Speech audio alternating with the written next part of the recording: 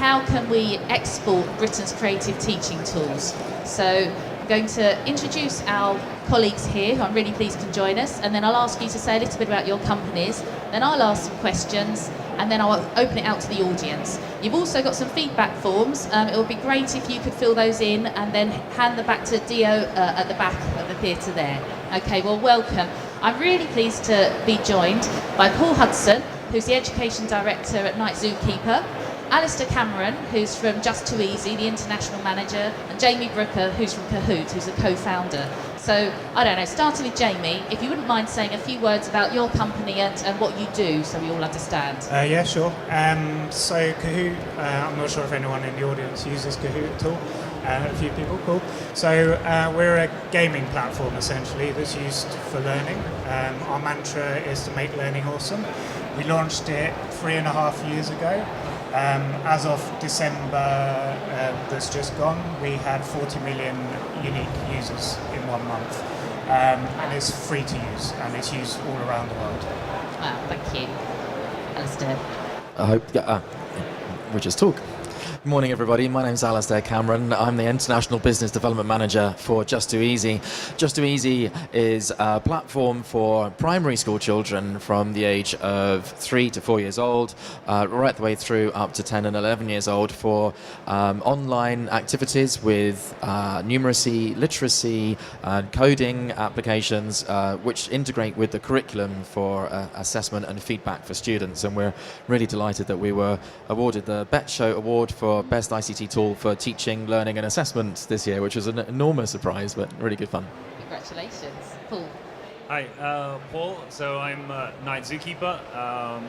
So what we do is we try to gamify the writing process to inspire children that maybe normally would be a bit more reluctant to pick up a pencil and write on paper. We found that it's been hugely successful. Teachers tell us that it inspires some kids to write much more than they ever would. So the gamifying process for us is that they set up their own magical night zoo, and they're trying to build up the zoo, and every time they produce a piece of writing or do something creative on the site, they score points, and they're able to build and increase their score and increase the size of their zoo. And all the time they're playing with their classmates, so they're collecting things from that their classmates have created, and as they do this, they work together to produce more and more writing. We have a variety of global writing competitions. We have, I think we're going to talk more about this, but strangely, being a UK-based company, we seem to have seen most of the growth, most of our users actually over in the United States. So about 50% of the usage on Nightboo Keeper happens over in the US. Thank you, thank you. So my organisation is BESA, that's the British Educational Suppliers Association. We take 200 education companies around the world to different events, different exhibitions and different trade missions. I'm always really, really struck, particularly over the last couple of years, to find the interest that's out there, both from teachers and also sort of governments as well, government ministries, in our sort of digital technology, particularly curriculum resources, and they're really interested to talk to our suppliers. And it'll be interesting to hear kind of from you guys, why do you think that is? What's sort of the USP? What do you think's making British products this real interest and buzz around what you're doing in sort of terms of creative technologies? I could go if you want. I think kind of Europe, and particularly UK, and even more particularly London, has always been a very creative place. I think creativity, whether it's not just in technology, in fashion or film or other industries, creativity has always been kind of core to the culture within this country, and I think it creates a kind of a unique platform for innovation to happen. And I think a lot of the output you see from the UK and Europe as well is actually quite different to, traditionally you'd look at these types of companies and think they're US based. That for me is one of the biggest things, I think, creativity. Thank you, Alastair. From my experience, what I've seen is a primary driver for people to look at British companies for the use of technology has sort of been systemic over the last few years. There has been an enormous focus for schools to adopt technology in education in the UK, and British teachers have been becoming ever so more conversant, and they've lost that fear of technology in the classroom and providing tools for students that they can use at home or at school as well. So from our perspective, what we've seen at Just Do Easy is, teachers have gone through the pain of, the fear of using technology in the classroom. They've adapted their style of teaching to incorporate technology and have seen the benefits of that, but have come back to us and said, okay, right.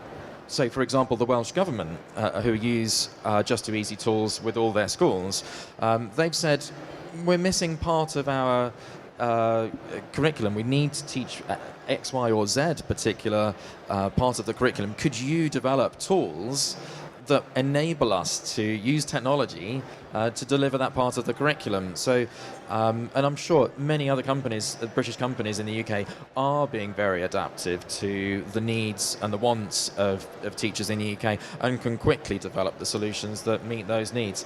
And seeing things from the Education World Forum, people like the Education Minister from Malaysia, he had a big push and could see, and I'm sure that was coming from the noise that British teachers were making on social media about the use of technology, that he's absolutely committed across there to look to British companies to supply great products for technology for education.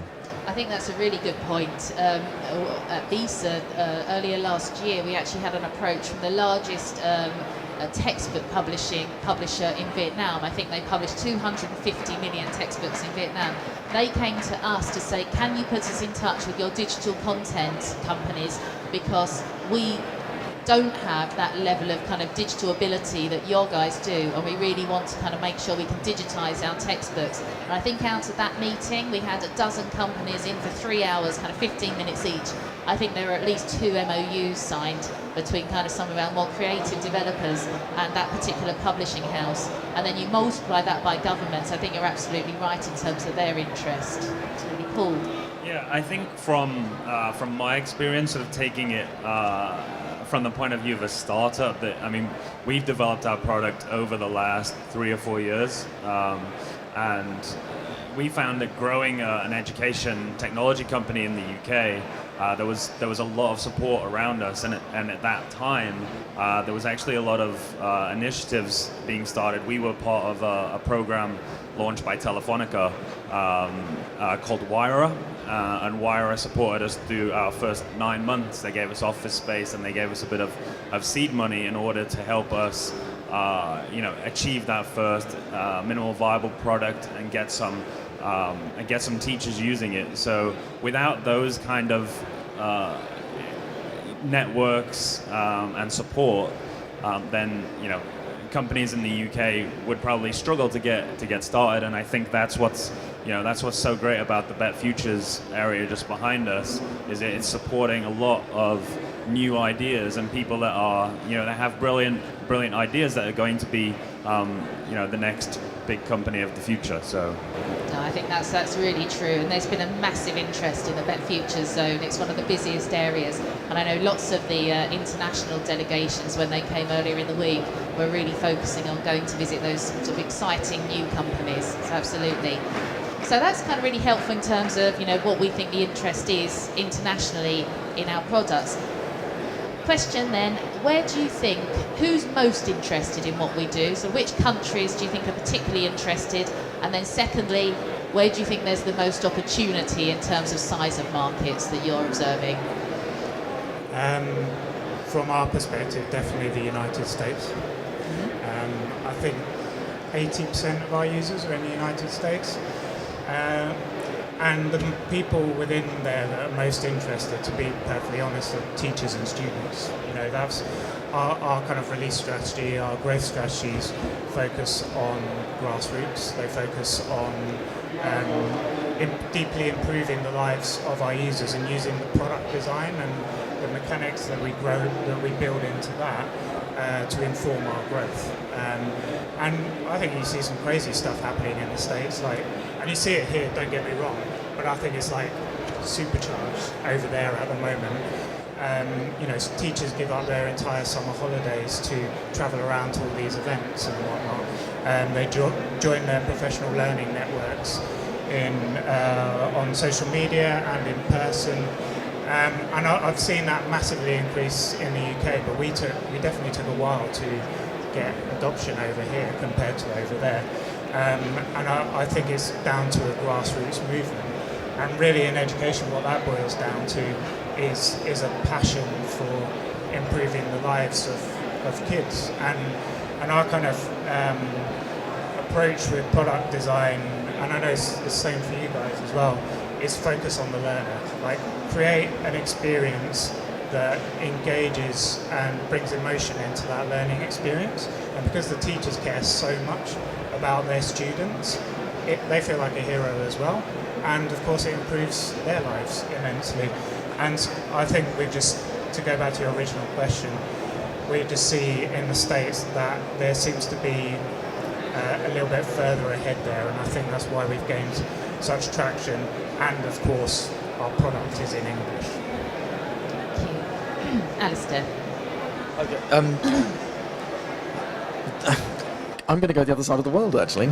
I'm going to contradict you entirely. I apologise. I love Kahoot. I would say that America is a country that does have huge demand for those sorts of things. From a commercial aspect, I see that there is a huge appetite for ed tech across Asia. And particular across Southeast Asia, and it's quite surprising. I've spent quite a lot of time actually working in parts of Southeast Asia and I've been really pleasantly surprised. I've been on a journey to the depths of the jungle in Malaysia to a school which I've tripped over more monkeys on the way into the school than there are children in the school. But they're actually using good internet connection. They've got devices that are stable and on and can use technology, and I'm seeing that there's a really big shift in Southeast Asia, particular Vietnam, Singapore, Indonesia, the Philippines, where technology is starting to come into schools, and they're catching up with Britain very fast. They're getting the infrastructure right, and they're asking the right sort of questions. They've learnt the lessons that we've painfully been through for the last few years in, getting to use technology. So, we're seeing quite a significant amount of growth in that sense. Yeah, I mean, I definitely don't disagree with that. I think Thailand is our highest growth country, quite consistently at the moment. Philippines as well. How about you, Paul? What would you? Yeah, I mean, as I mentioned at the beginning, US is a large chunk of our usage. But yeah, we are seeing pockets of usage in Asia. I think we've got a few international schools in Beijing using Nightboo Keeper, and that obviously China is a market that we're very, very interested in. As we know that that there is huge investment in children's education in China, and obviously a lot more children there to use the website. So that's an interesting one. I think there's obviously challenges that are going to be in the way. There's a lot of barriers when you start wanting to work with schools in China. And one of the insights we've had, and one of the ways we've been able to work so well with the United States is we have a partner company in the US called Core Learning, and they have a few products of their own, but they help to not resell our product, but they help to be a sort of office on the ground for us to process our orders over in the US. So that's been really helpful in sort of jumping through the hoops that schools sometimes put in place for you, in various forms that you have to fill in order to be able to make a school purchase. So yeah, I think that's a little tip that I would pass on. Thank you. I want to pick up on a point you made, Jamie, just a moment ago. I think we are seeing British companies, particularly digital companies, developing a reputation for engaging with learning in different ways. So the visual side of things, the visible learning, and that sort of means interacting with users differently, both in sort of the context of here and internationally. What sort of tips would you give, and how do you do it in your companies to really to treat learning in a different way and the outcomes you get from it? I'm going to start at the other end this time, so we're going to move the other way round. So cool. Yeah, sure.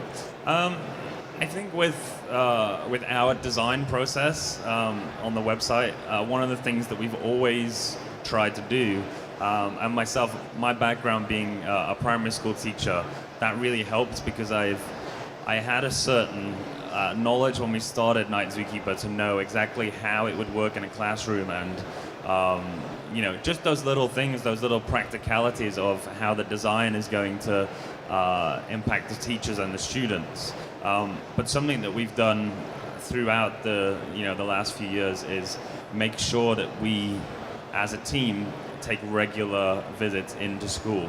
So, me personally, I'm going into schools 25, 30 times a school year just to see how, any changes that we're making to the website are really being used, and where some things are breaking down, and how just a little change to a design can make such a huge difference. So really getting that user feedback, that constant user feedback, I think has really helped with that element.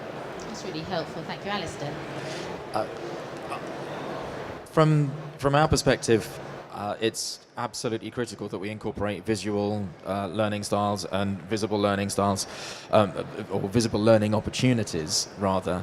And I think all three of us, incorporate heavily engaging, really dynamic, eye-catching things that will ensure that there is great learner engagement.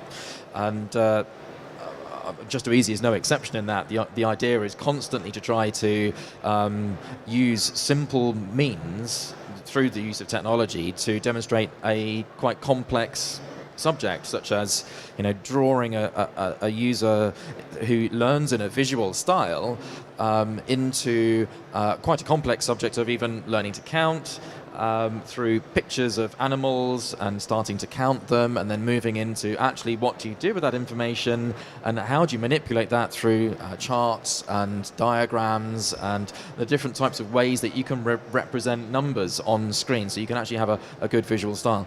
From a visible perspective, at the core of what we're doing, we're actually I know this has probably been quite done ad nauseum, but John Hattie's visible learning, exceptionally important field of study, and the research done from that showing that one of the greatest effect sizes in the attainment and progression of students is through feedback. So an opportunity for us to develop part of our product that allows students to gain feedback in an appropriate manner, in a way that's positive and reinforcing for them, to be able to actually hear the teacher's perspective of how they can improve their work and what they will do by improving their work as well. So incorporating that into the design, as you were saying, the feedback from teachers in order to be able to incorporate that. And actually, there are some ways that they want to feedback that they'd like to incorporate as well. So we've been developing our product to meet the needs of teachers in that respect, so that they can give us feedback as to how they want to give feedback to their students as well. It's incredibly important to listen to the customer base in order to make those connections with teaching and the pure pedagogy. Thank you, that's really interesting. To be honest, I echo a lot of what you both said there. My background is I'm a designer, and user experience design, product design, behavioural design, and I firmly believe in the process of design thinking as a methodology to improve people's lives. So, probably for the first 2 years of Kahoot, I spoke to our users every single day. Every day I was working. And I think that process helps twofold. It helps you really understand them more holistically, not just when they're using your product, but more about their entire life and where what you're doing fits into that, and how you can continue to strive to improve it. But also, for us, we've tried to create a brand that we say that the Kahoot brand is trusted by teachers and loved by learners. And it's kind of an interesting challenge because in one sense you want teachers to adopt it and feel like it's professional and it's improving their professional lives. On the other sense, you've got these students who are used to modern technology, they're used to Snapchat and Instagram and whatnot, and that's completely natural to them. And so how can you design products which kind of fit both of those use cases, which if you prioritize just one over the other, you could lose the other one as well. And being honest, we've actually prioritized the students much more. And we've kind of got this undercurrent to our brand, this meme culture that's come from a teenage audience only. And whilst we don't directly speak to the teenagers, we are constantly listening to them. And so when we try and tackle a design problem, I'll give you an example very quickly. Teachers were concerned that students were answering questions too quickly and just guessing because they got more points for correct answers. So we introduced a new game mechanic called Answer Street Bonus. Teachers were asking us just to remove the mechanic, which meant the faster you answer correctly, the more points you get. But we knew that would absolutely kill it for students because the motivation would be gone, the game design underneath it would disappear.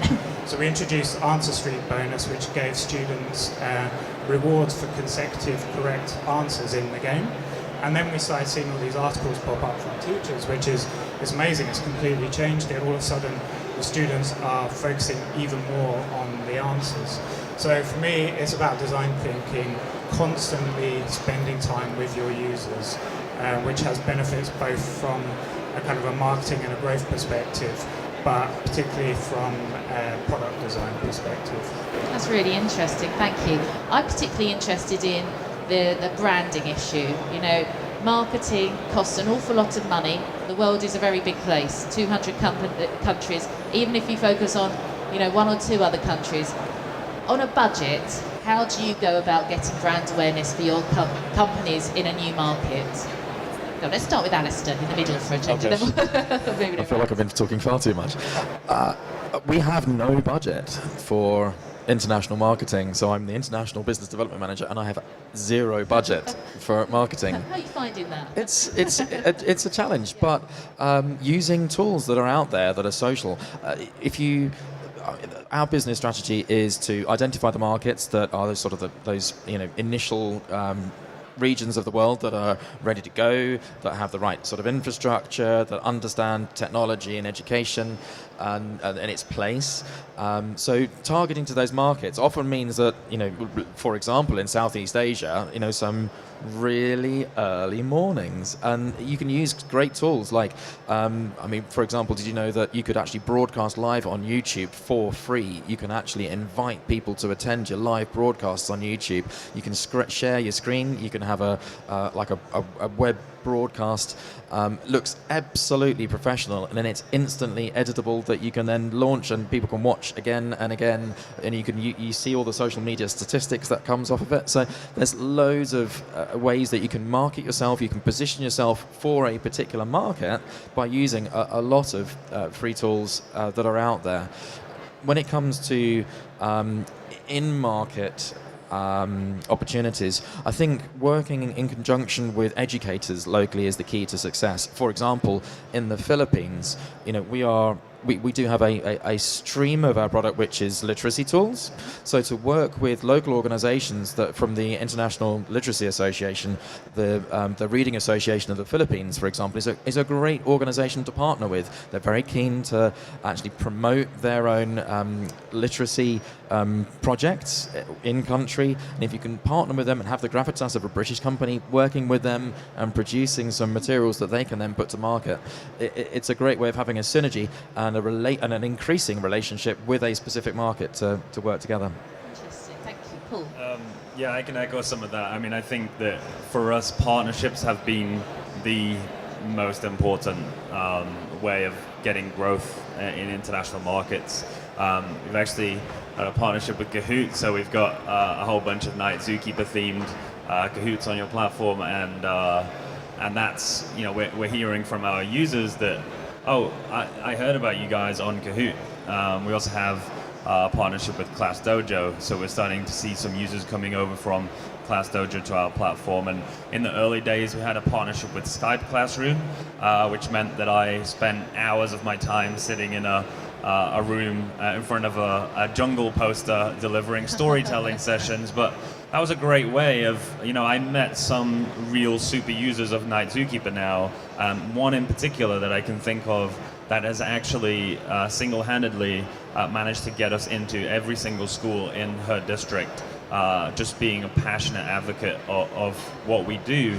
And if I hadn't had that partnership with Skype or with Kahoot, then I wouldn't have been able to reach those teachers. So yeah, short and sweet, it's about partnerships for us. Thank you. Jamie? Yeah, I mean, I think I agree again with both of what you said, and then maybe to add to that, brand for me is about kind of experience, is when your users or consumers are experiencing your brand, but that's not necessarily just through the products, that can be through customer support, as an example. So we place a huge emphasis on just being humans, just being people, and actually showing that we care with our users. And I think as a growth strategy, that really, really helps. You know, at the beginning we had one-to-one dialogue with anyone and everyone that we possibly could, because particularly at the beginning, there's like a vulnerability to your company that you kind of have to embrace, because let's face it, the platform might die at any moment because you haven't got the resource to keep it running constantly. That happened to us several times in the first year or so. But the minute you're human behind it, people realize you're not just a logo, you're not just a website, you are actually people that deeply care. And so in terms of growing your brand, for me that's massive. Before setting up Kahoot, I set up a company called We Are Human, which, you know, kind of was around that philosophy. And I think as you scale up, that becomes more difficult, obviously. And therefore you need to try and scale that kind of human side. We've always tried to do it through our product design. So trying to create these emotional connections with our users through the language we use within the experience of the product, through the music that we create, through the visual design. And then I think we do place a lot of emphasis on the kind of social media outreach, meeting people at events like this, and customer support. Because even though you're not going to meet every single one of your users, they go away, they tell the next person, they go away, they tell the next person. And word of mouth is very powerful.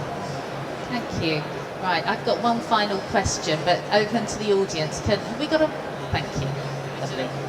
There's a lady at the front. Thank you. Yeah, I just wanted to ask about your products. You said in the USA you've done so well because they offer the ground. What about other countries in the East? What happens? I think, you know, I mean, personally for us, because we're a writing platform and predominantly we're used in English-speaking countries, that very much sort of leads us down a certain into certain markets where, you know, we'd have to do a lot of work in translating the product to fit in. I think that there are obviously, even in the East, there are you know, international schools and little pockets of communities that still want to learn to write and to speak English. So it's useful for them. But we have quite a few restrictions in place there. We have translated Nightboo Keeper into Japanese, but we're working with a company in Japan to do that, and that's starting to be rolled out across the Japanese schools right now. But again, without that company, without that partner to do that, we would really struggle with our resource being such a small team. Thank you. Okay, sorry. For us, we've been quite a successful British company in the primary market for the last 8-9 years, and up until now we've had relatively little exposure to the international market, and that's because as a business we've literally taken the decision we as a company aren't ready to start to talk to Vietnam or the United States even though they speak the same language. With some spelling differences, obviously, so there'd need to be a tweak there. But we wanted to make sure that we actually got a solid user base first in the United Kingdom, with a consistent user number. So how many times people actually go on to Just Too Easy and start using us on a daily basis, which is about 18,000, 17,500 times a day. Students are coming on, but getting the actual product set ready for the international market was something that we were very keen to do in the background, whilst all of that great use and practitionery stuff was happening in our site. So that we could then, and this is literally the first show that we've ever done that we are ready to actually go international, so that we can do language translations, whether it is just the navigation of how you get around our product, or whether it's a deeper navigation, for example, of if you're learning to code, do you want to code in Japanese or do you want to code in English? So that we can actually have our product able to do that. But obviously, translations aren't that cheap to do. Some are, because there are proprietary character sets that you can actually just upload and use. But other languages require, quite deep translations where we'd need outside expertise, but we need to make sure that we're ready to do that quite quickly and have the tools behind the scenes to be able to do the internationalization. And that also means that, what works for British schools isn't going to work for schools overseas. If I may add to this, Just Too Easy, for example, is full of lesson plans for teachers to just simply follow paths of how to deliver the lesson of teaching coding, or teaching how to do creative writing, or to play a game with numeracy. Those lesson plans aren't going to work in other countries, because other countries don't teach in that style, in that manner. So we're having to develop a lot of things behind the scenes for professional development of teachers that meet those needs as well. So those are additional things that we need to think about as we progress through the market and start to talk to different countries, and different teachers have all sorts of different requirements all over the world. It's an enormous challenge, but one we're sort of chipping away at. Well, thank you. Final word from Jamie. I guess for us specifically, we are a user-generated content platform, so you can create games in any language, any subject ability. Of course, our user interface is purely in English, but what we saw when we launched at the beginning was, for example, the Netherlands was a high early adopter country, like much more than the UK, for example, as was Scandinavia. So I think what we've seen over time is the English-speaking countries, then those countries which speak English very well, and then it's kind of grown around the world. And I think quite often where we've seen growth in, say, Asian countries or Middle Eastern countries, it's gone through the international schools first. So through the networks that they have, they've picked up on it, because they speak English, I would guess. And then from there it's kind of grown within those communities as well. To be honest, that was not necessarily a strategy, it was just something we saw happen, but I don't know if that's any help. That's really, really helpful. I think we've actually run out of time, but I'd just really like to thank Jamie, Alastair and Paul for all your insights.